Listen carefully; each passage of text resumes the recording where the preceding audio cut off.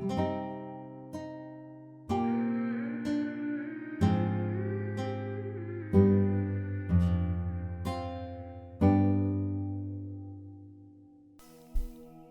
everybody. So I think I got some really good juice for you guys.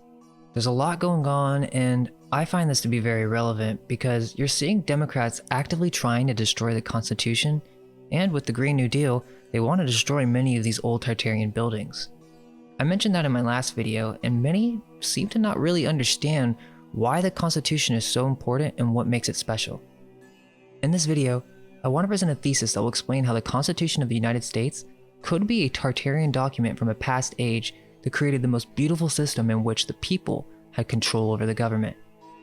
There are many pieces to cover, so let's get started. Shout out to KD on Stolen History for helping out with this info. You've heard me mention that many US cities were not founded on the dates that we are taught in history books and all that. These buildings are much older than we are led to believe, and we have a lot of evidence to support this. So we have this legend of this legendary town called Norumbega. And supposedly, it was this empire that was in North America before the history books teach us, and they don't really teach about this. It's supposedly just a legend. But what we have is this map from the 1540s that shows castles and European settlements in America, and this doesn't really fit the narrative. This is from 1540. So what are these buildings? So, and also, there's parts of this map that are missing. We only have some fragments left. But I found this whole legend of Norumbega very interesting.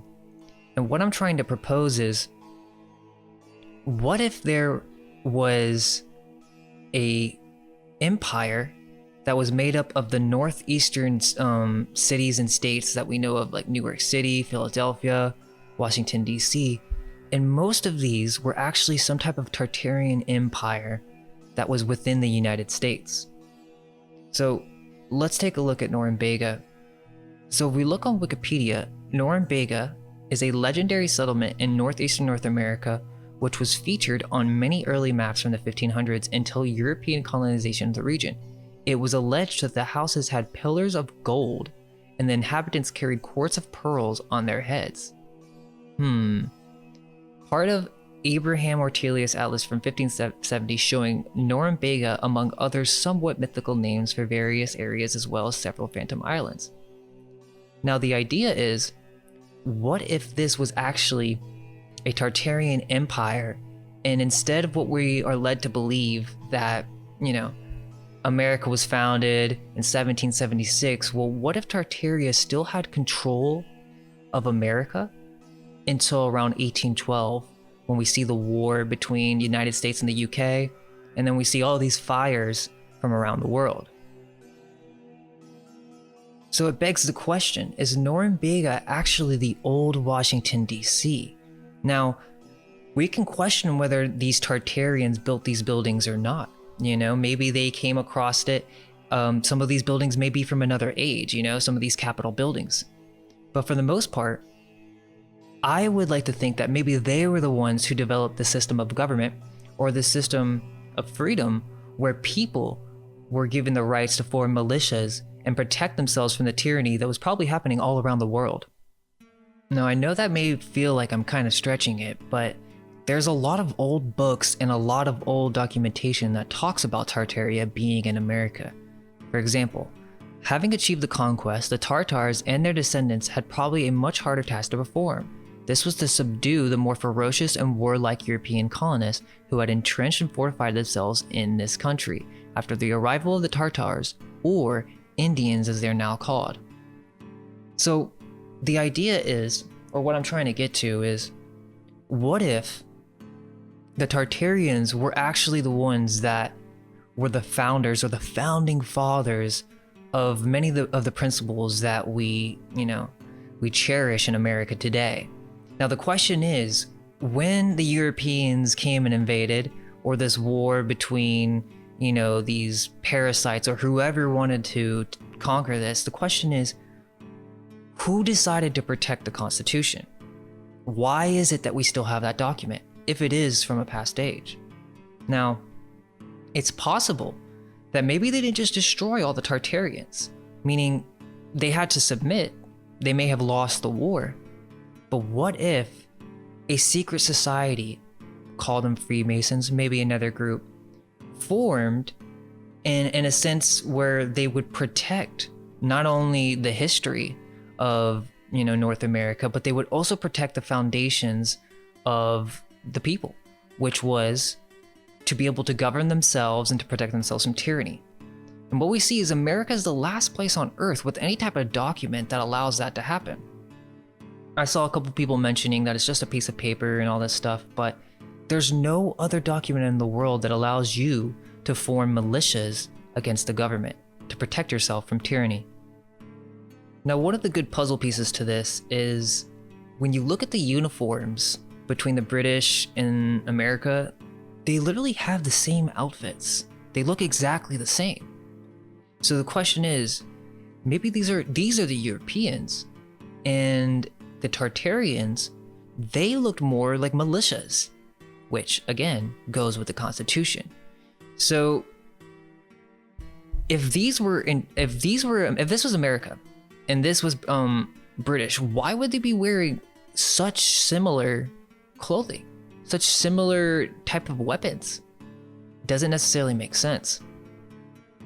The idea is that we have these old world type of uniforms, right? These militia type units, and then we have this new world where they have these, extravagant European uniforms that all look the same. So it begs the question, was Tartaria in America, and were they the foundation of America? The Europeans seem like they're just following orders, but these Tartarians seem like these are just people. These are people forming militias and protecting their state. So who are the real foreign parasites, and who were the ones who were here first? You see the same old type of stuff with these European, the USA and France look literally just the same. They have the same stuff on their heads. It's the same people. And here's a really interesting piece of the puzzle. So you also have like leftover architectures or leftover towers that still reference this Norumbega legend. So supposedly there's this Norumbega tower that this is all that's left, but it looks like something from the old world. And, they say this was erected in the 1800s and stuff like that, but in here it says that it's supposed to mark the location of Fort Norumbega, a legendary Norse fort and city. So they've known about this for a while, and it's also interesting that if you look on Google, there's some of these Norumbega inns or houses that look just like out of place. They look very European. I don't know. I think it's a part of the puzzle.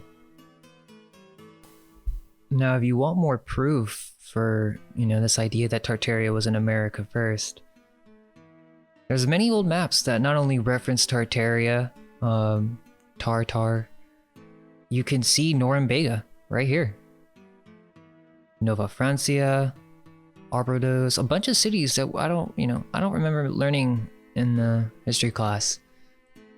There's another reference to Tartar, and there's many of these maps that kind of show this old world before the Europeans, or whoever you want to call them, came in and created the new world.